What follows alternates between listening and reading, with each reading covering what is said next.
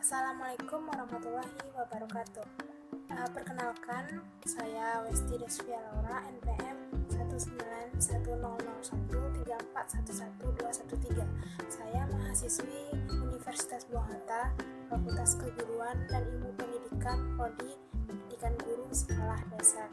Dengan adanya saya membuat video ini bertujuan untuk memenuhi salah satu tugas mata kuliah saya, yaitu mata kuliah pembelajaran matematika 1 yang dosen pengampunya adalah Ibu Arina Yunza, SPD MPD.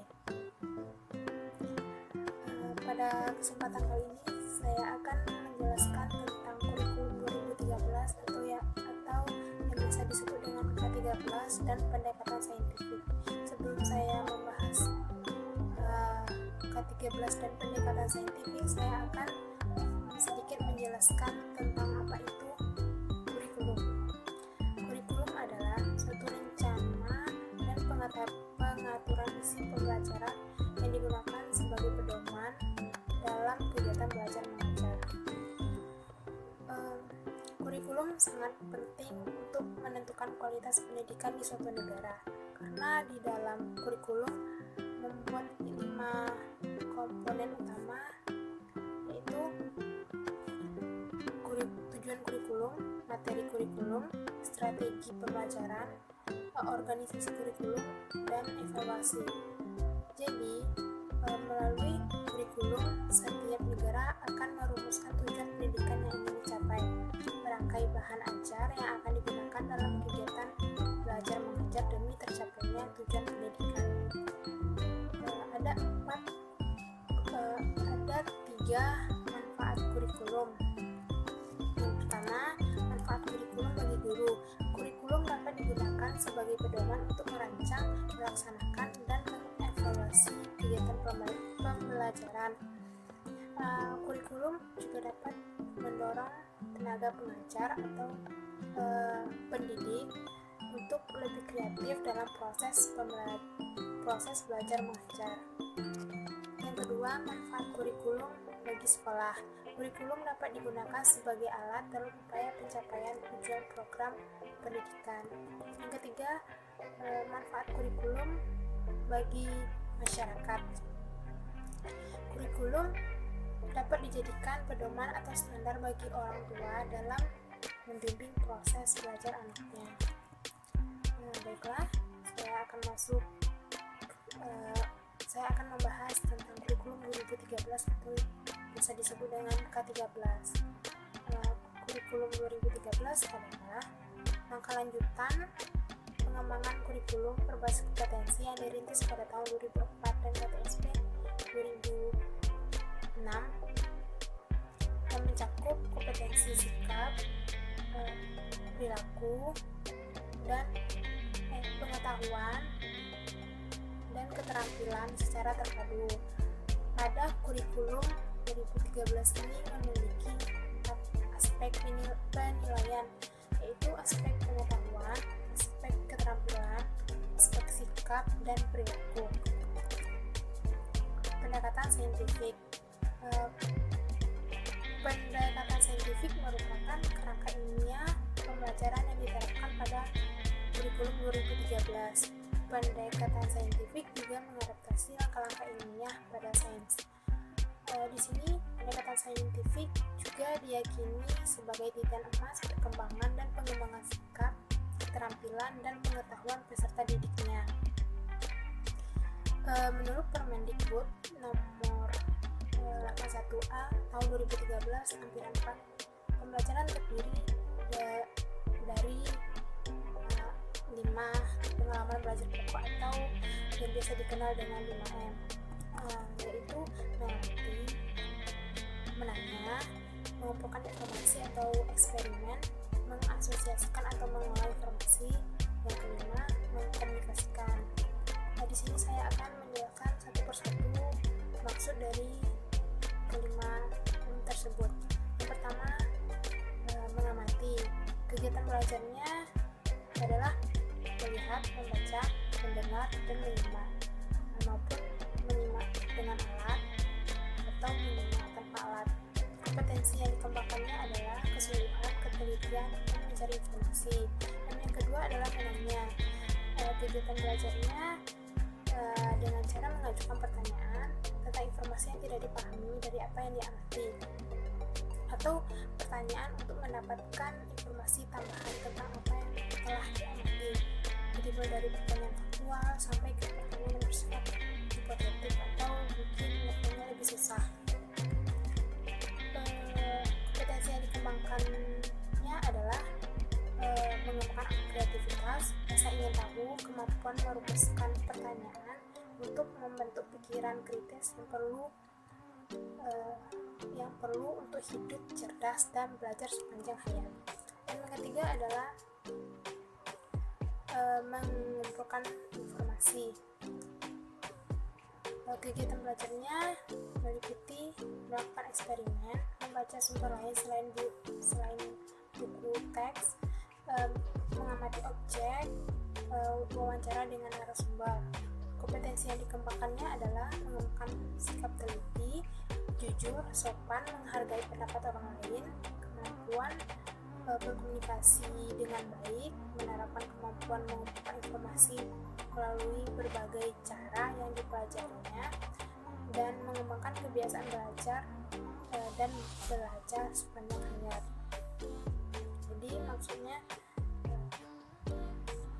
dan M keempat, mengasosiasikan atau mengolah informasi. Kegiatan belajarnya adalah mengolah informasi yang sudah dikumpulkan, baik terbatas dari hasil kegiatan pengumpulan atau eksperimen maupun hasil mengamati dan kegiatan mengumpulkan informasi.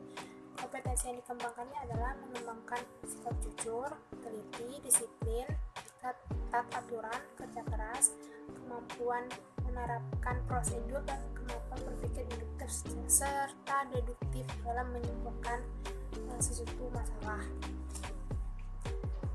M yang kelima adalah mengkomunikasikan.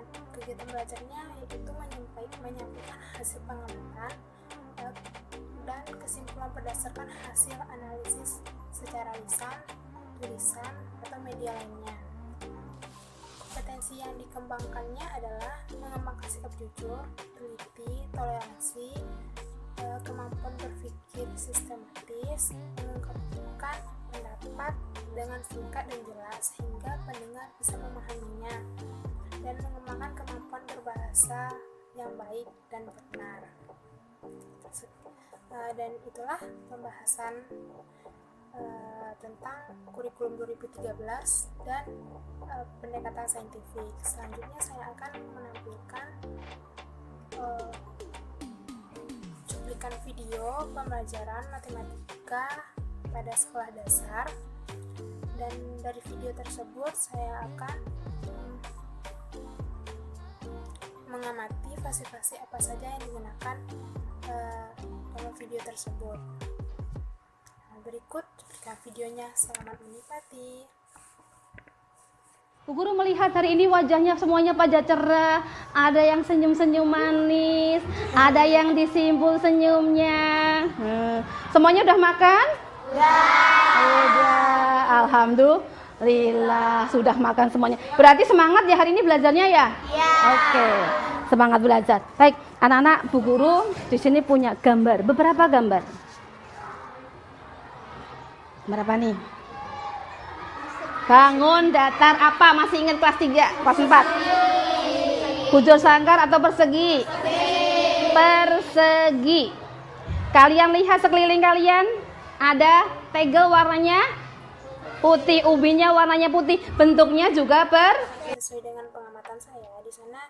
Sebelum belajar, guru membuka kelas dengan mengonfirmasikan murid yang tidak hadir, dan selanjutnya guru menyiapkan peserta didik dalam memberi soal ringan yang bertujuan untuk melatih ingatan peserta didiknya. Coba 3 sebelahnya, siapa yang bisa? Angkat tangan. Oke, Cahya sini, Cahya. 3.